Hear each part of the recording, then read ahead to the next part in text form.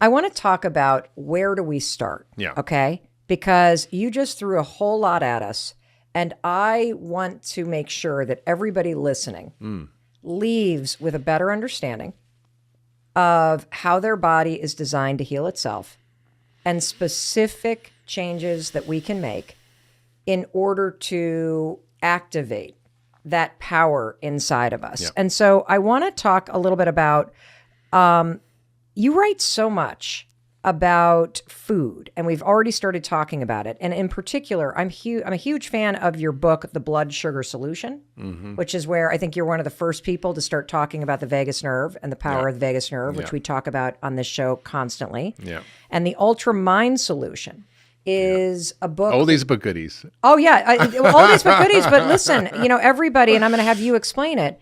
You may have heard that your gut is called the second brain. Yeah. But what you may not know is that during the formation of you as a human being, the same embryonic clump that forms the brain also forms the gut.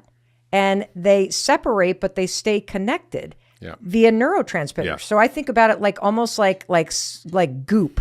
Like you break goop in half and it's got those stringy sections and part of it becomes your brain and the second part becomes the gut. Well, they call it your gut brain or your second brain. Yes. And that they talk to each other all the time. Completely, yeah. And so where I want to start with this is, can you explain the connection between your gut and your gut health and your overall health? And then we're going to get into specific mental health issues that people struggle with and the gut. Absolutely. What was really amazing to me, Mel, is I began to practice functional medicine. I began to, treat people's guts. I would help their immune system get better. I'd get them on anti-inflammatory diets.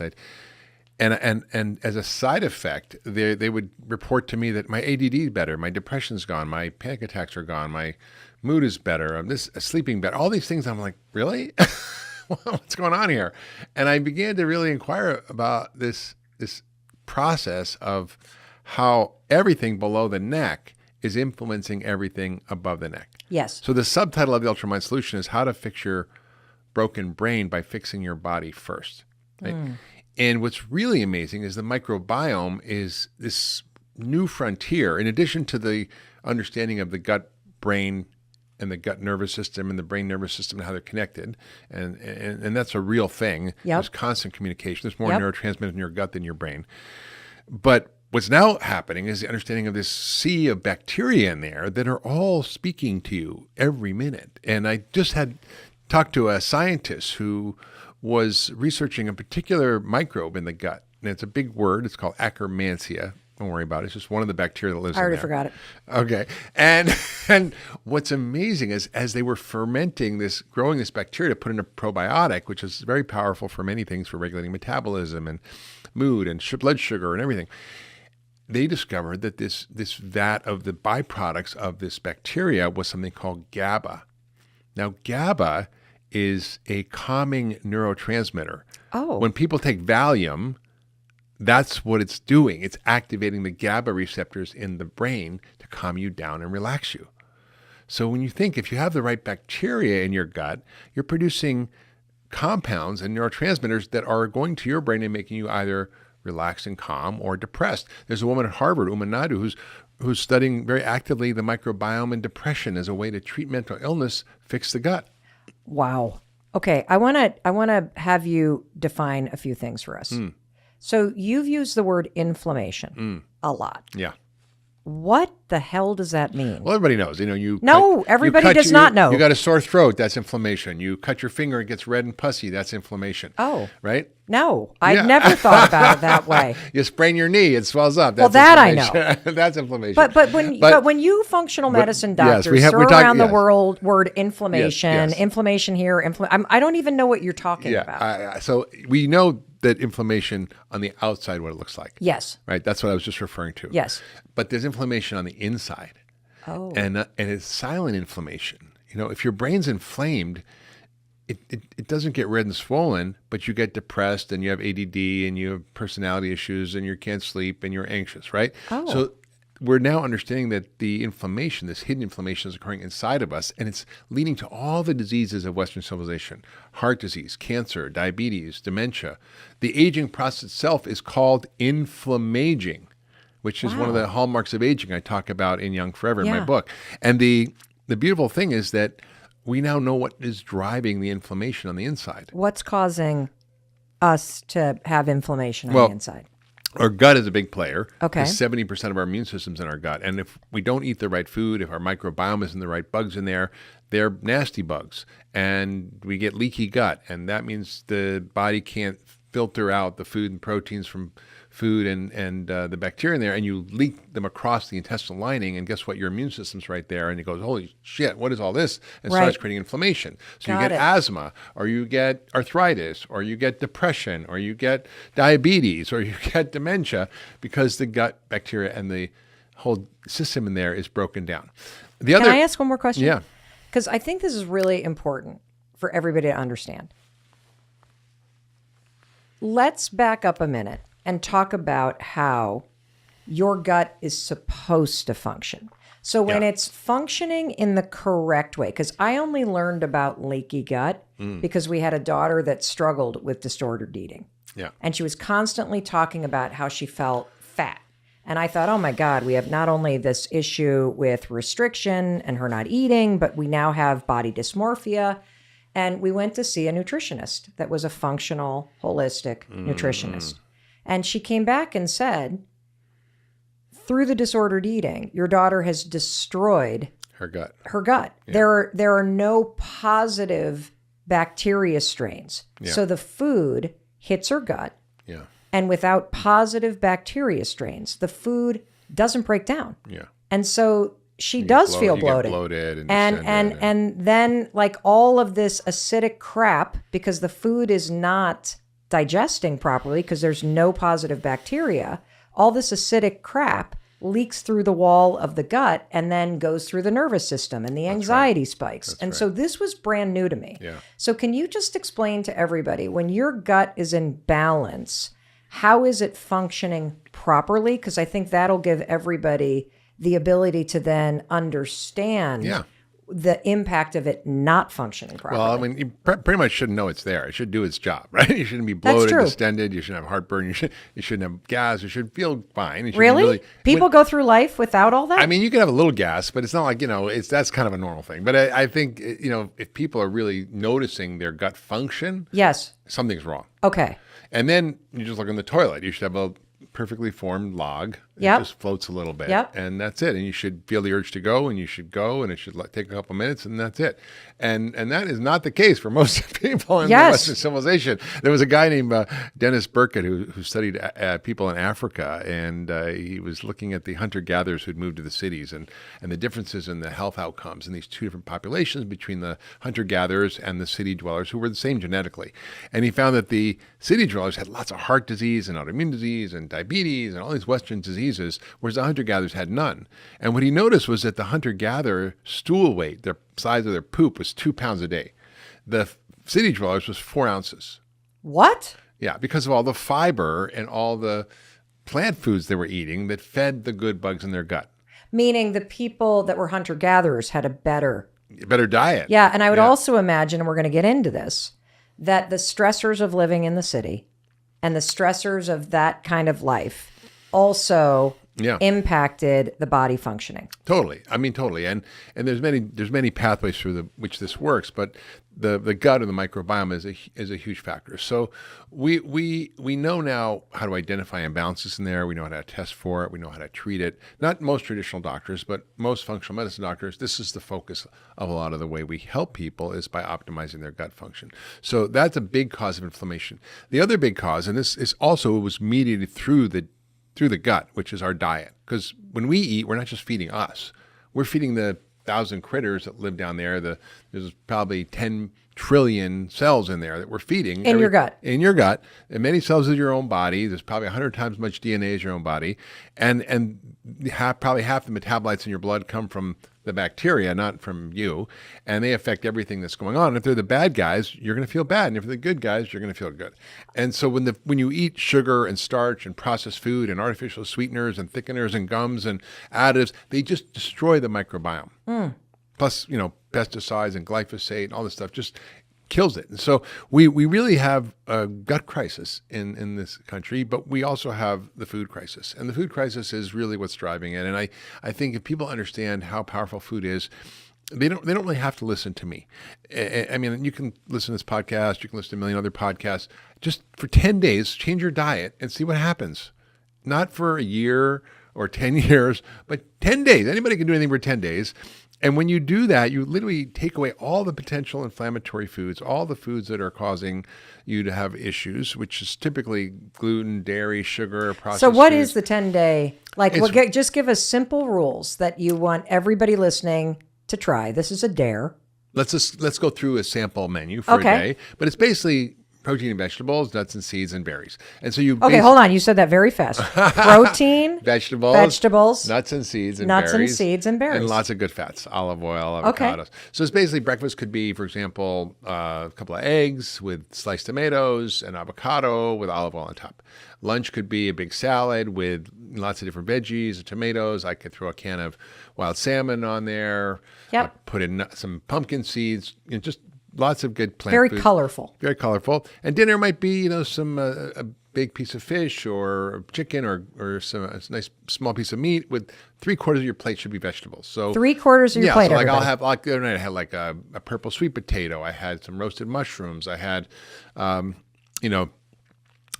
can tell you to have like a roasted eggplant, whatever you kind of get excited about. Broccolini, I make cruciferous vegetables every day. These are the broccoli. What did family. you say? Cruciferous vegetables. What the hell were cruciferous? Broccoli, basically. The broccoli what does family. Cruciferous mean? It means broccoli, basically. Broccoli, collards, cabbage, Brussels sprouts, all those. The fibery crap your grandmother served. Is that what you're saying? It's this family of vegetables. It's a super family. Got it. Because it actually detoxes your cells. It helps prevent cancer. Wow. It boosts all the detox hormones molecules in your body. So I want to stop you real quick because you posted something 2 days ago. I did. What? That was I'd never really thought about it this way. And it was, you'll probably say it better than me, but it was a very simple post that was like, your cells, your brain cells, like all of this stuff, your skin, that all is continuing to grow. It doesn't just grow out of thin air. It actually is impacted and grows from the raw materials that you give it. And so would you rather have cells that are made from a bag of Doritos? Exactly. Or cells made from a salad or a piece of fish? And when you boil it down that way, like, holy cow, what I put in my mouth is what I become. Yeah, absolutely. You literally become what you eat. I mean, I just had someone on my podcast, the Doctor's Pharmacy, talking about the difference between, for example, pasture-raised bison and bison that were fed corn and feedlot bison, which are still better than cows. And what lab bison? Feedlot bison, meaning grown on a factory farm. Okay, got it. And they measured 15 different 100 metabolites, and what they found was so different among the same genetically identical bison. One had all these incredible molecules that come from plants because it was eating all these grasses. It had different fatty acids. It had different vitamins in it and different minerals in it. And it was just so profound. So you are what you eat, but you also are whichever you're eating, right? And the whole thing goes up the chain. And we really have to get how powerful food is. And do an experiment. Don't listen to me. Don't listen to Mel. Listen to your own body. Your body's the smartest doctor in the room. It'll tell you what works and what doesn't. And when you stop this or that, you go, well, God, no, wait a minute. My joints don't hurt. Or wait a minute. I'm not having terrible reflux or heartburn anymore. Or I don't have migraines. What happened? Or my mood is better. What's going on? It's what you're eating. Wow. What are the top things that people should, in this kind of 10-day window, stop eating? I mean, anything that comes in a package, basically, I mean, if it's canned, sardines or salmon, that's fine. But basically, anything that comes in a package, can, or a box, get rid of it. If it's sugar, no. If sugar-sweetened beverages, no. Alcohol, no. And I sound like I'm a food Nazi, but what I'm saying is get rid of the grains and beans for a short time, because a lot of people have inflammation from that if they have a gut issue. Grains and beans are healthy and they're good for you, but for some people they can be a problem, right? It's just like peanuts are good for people, but if some people Well, what's the universal one? It's no gluten. no gluten, no sugar, no dairy, no alcohol, no processed food. Do you have any fun? Absolutely. I have so much fun. I have so much fun every day. I'm just kidding. My whole life is fun. And I don't feel restricted. I don't starve myself. And the thing is, these foods are addictive, Mel. So people think, I gotta have, well, sugar. Well, can I have artificial? I know what people are thinking about. They're thinking, oh, Dr. Hyman, can I have artificial sweeteners? Or can I have, yes, stevia? Or can I have, is stevia okay? Everybody's going it through their head. And if you are having this inner dialogue right now, I guarantee you have biological addiction to sugar because you're trying to find a way out. I'm going to stop smoking, but I'm going to vape, or I'm going to chew Nicorette gum. Well, that's not getting rid of your addiction. Yes. Right? And I think it's not your fault. And this is probably one of the biggest problems I have with the narrative in America, that we are blaming the person who's overweight for their problem. It's your fault that you're eating too much and not exercising enough, because that's the solution to weight loss. It's all about calories in, calories out. It's all about moderation. And if you can't do it, there's something wrong with you. Yeah. That's just a big, fat lie. And that keeps people feeling ashamed about themselves. It keeps them from being empowered to know what to do. It keeps the food industry free of responsibility. And it's one of the most unfortunate narratives that we have. And then we get this whole body positive movement. And I think it's important for people to feel good about themselves. Yes. But the whole idea of healthy at any weight, there are some for sure that are healthy when they're a bigger size. But the truth is, when you look at the biology of it, only 6.8% of Americans are metabolically healthy. Meaning that means do they have normal blood sugar, cholesterol, blood pressure, they're not overweight, and they don't have heart disease. Like, that's 6.8% of us. That means 93% of us are somewhere in the spectrum from normal to prediabetes, to diabetes. And what you're here to say is it's not your fault, because the way that food is manufactured, it is addictive, and it is screwing up your body chemistry, and it is causing like a whole litany of things that you aren't even thinking that my diet and the way that processed food is getting metabolized is causing this inflammation that makes my brain not work right, that impacts focus and energy and mood and sleep and all of these things. And all of your work points to the fact that one of the places that all of us can start is by just doing an experiment for 10 days where you stop the dairy, stop the gluten, stop the sugar, and you eat a colorful meal of whole foods and vegetables. 3/4 of the plate is vegetables and have a protein. There is your homework for 10 days, and report back, everybody, because you've seen over and over and over again that in that small of a window, people have remarkable results. Yeah. I mean, that's the key, because if people go, this is a long slog and it'll take me years, you're not going to want to do it. But if you for a short time reset, it's like, when your computer's just going and some program's hung up and that crazy rainbow ball, which I want to kill, is spinning around, You just restart your computer and then, it suddenly works. So this is like the restart, and has enormous benefits, because for the first time, people understand what they're doing impacts how they feel. Yeah. I almost feel like this is like an oil change. We got to get that nasty ass oil out there and glug, glug, glug, glug, glug, get your gut working right. Can we talk about the impact of the gut with anxiety, and what's your recommendation? If somebody struggles with anxiety, what do they need to do to heal their gut, and how will that impact anxiety? Well, anxiety can be caused from many things, right? From, life stresses, from trauma, from environmental toxins, from your microbiome, from eating too much sugar. I mean, there's a whole list. So functional medicine is about getting to the root cause. Yep. And anxiety is a symptom. It's like saying I have a headache, right? Well, did someone hit you in the head with a hammer? Or do you have a migraine? Are you eating gluten? Did you not sleep enough? Did you have a hangover? Do you have a brain tumor? You have an aneurysm. Like, why do you have a headache? Right. So anxiety is just like saying I have a headache, or depression is like saying I have a headache. Okay. It doesn't mean anything other than what your symptoms are. The question is, what's the cause? And that is what functional medicine is so good about. And so the gut plays a big role. But I really just start with the simple lifestyle practices. Do a 10-day reset. Do some simple movement, take a walk, do some simple mindfulness practices, do your take 5 or high five. Yeah. I do take 5, which is 5 breaths 5 times a day. It's simple. Like before you eat every time, before you go to bed, take 5 breaths in, slowly in and out for 5 seconds. How the hell does that help?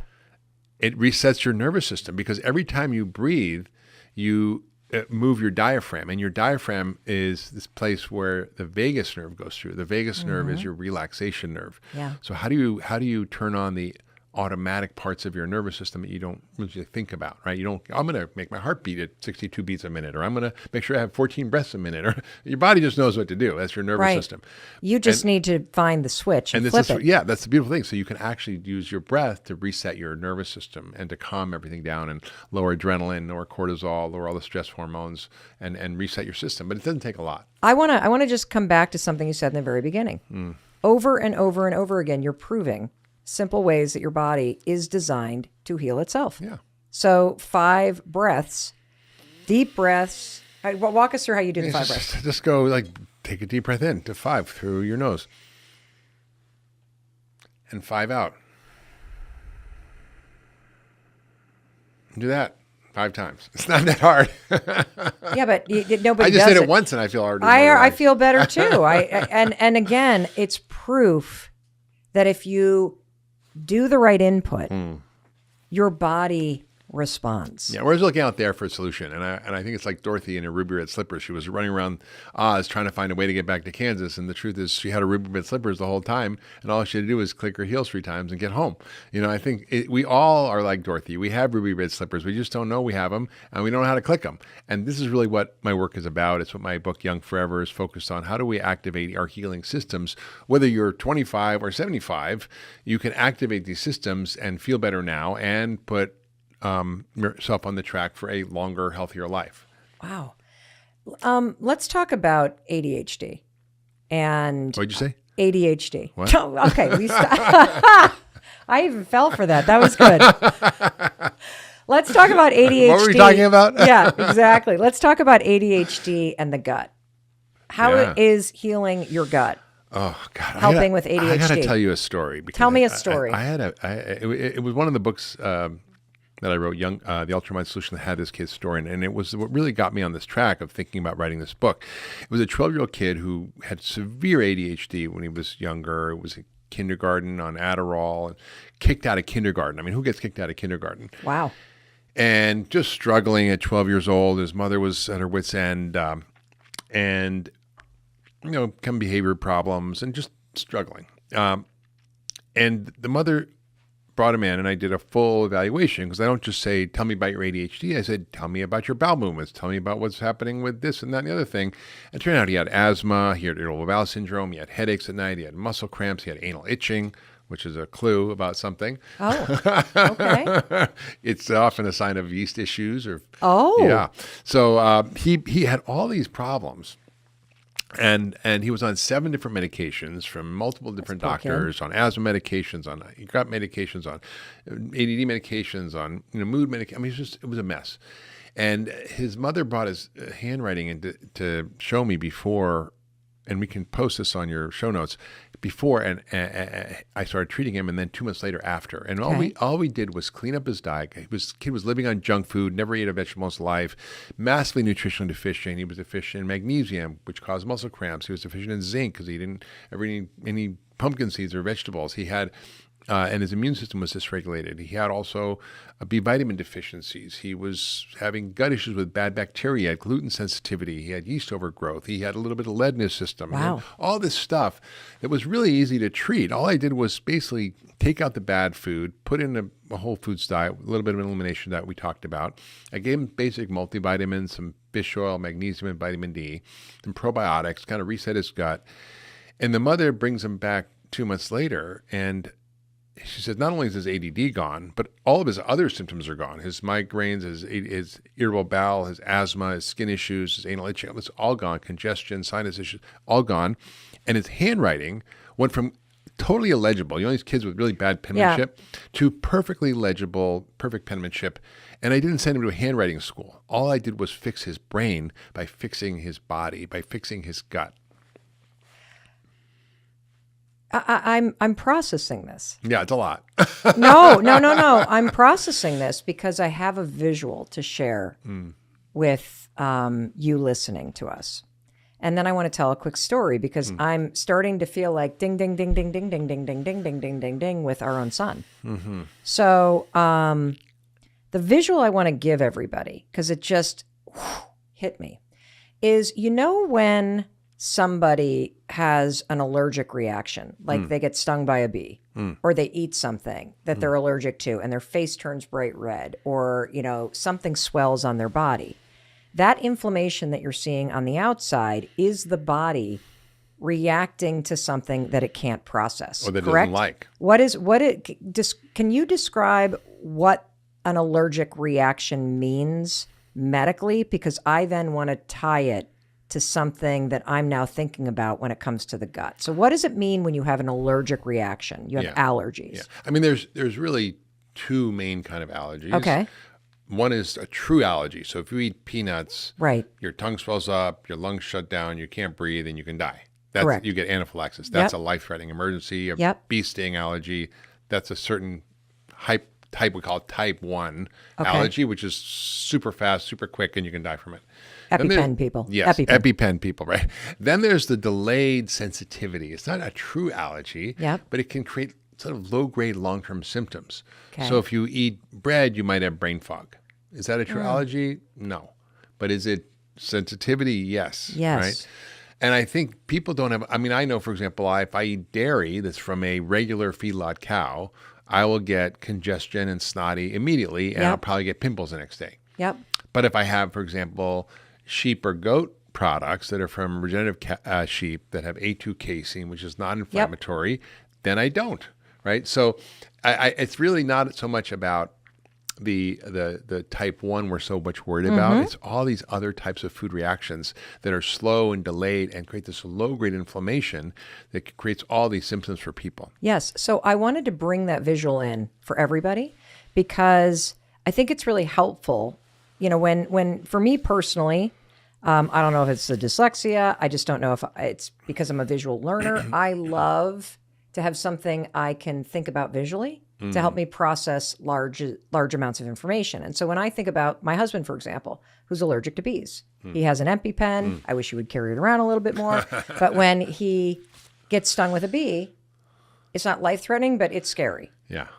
And it occurred to me a couple of years ago, I wonder if these sensitivities and these allergies that people have to food that may not cause swelling or redness in your face or breakouts or whatever that you can't see, I wonder if all of this is screwing up the way that our body is able to function. Absolutely. And it interferes with your body's way to function. And so when you think about it like those kind of type 1 ones that, and you just explained it, like if you have a sensitivity to wheat or your body just can't handle the big company manufactured foods because of the chemicals and the dyes and the crap that are in it, it is causing your whole body to have almost like this reaction. Smoldering inflammation. This smoldering inflammation, just like a bee sting causes Chris's face to blow up. And so when you think about it that way, it makes so much sense to go, holy cow.